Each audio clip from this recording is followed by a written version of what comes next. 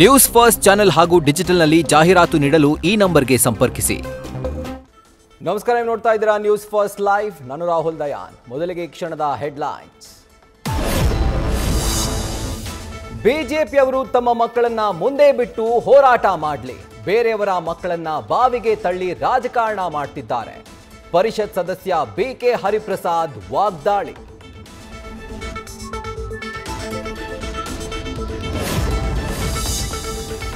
ಶಾಂತಿ ಕದಡುವ ಕೆಲಸ ಯಾರೇ ಮಾಡಿದ್ರೂ ಎಫ್ಐಆರ್ ಆಗುತ್ತೆ, ಕಾನೂನು ಎಲ್ರಿಗೂ ಒಂದೇ ಎಂದ ಲಕ್ಷ್ಮಿ ಹೆಬ್ಬಾಳ್ಕರ್.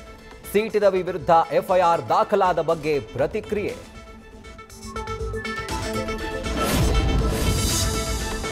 ವಿದೇಶದಿಂದ ಫಂಡ್ ಬಂದಿದೆ ಅನ್ನೋ ಆರೋಪಕ್ಕೆ ಯೂಟ್ಯೂಬರ್ ಸಮೀರ್ ಸ್ಪಷ್ಟನೆ. ನನಗೆ ಯಾವುದೇ ಹಣ ಬಂದಿಲ್ಲ ಎಂದ ದೂತ. ಬ್ಯಾಂಕ್ ಸ್ಟೇಟ್ಮೆಂಟ್ ಸಹಿತ ಮಾಹಿತಿ.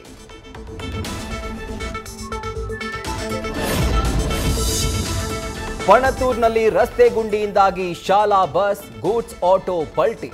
ನ್ಯೂಸ್ ಫಸ್ಟ್ ವರದಿ ಬೆನ್ನಲ್ಲೇ ಎಚ್ಚೆತ್ತ ಜಿಬಿಎ ಸಿಬ್ಬಂದಿ. ರೋಡ್ ಸರಿಪಡಿಸುವ ಕೆಲಸ ಶುರು.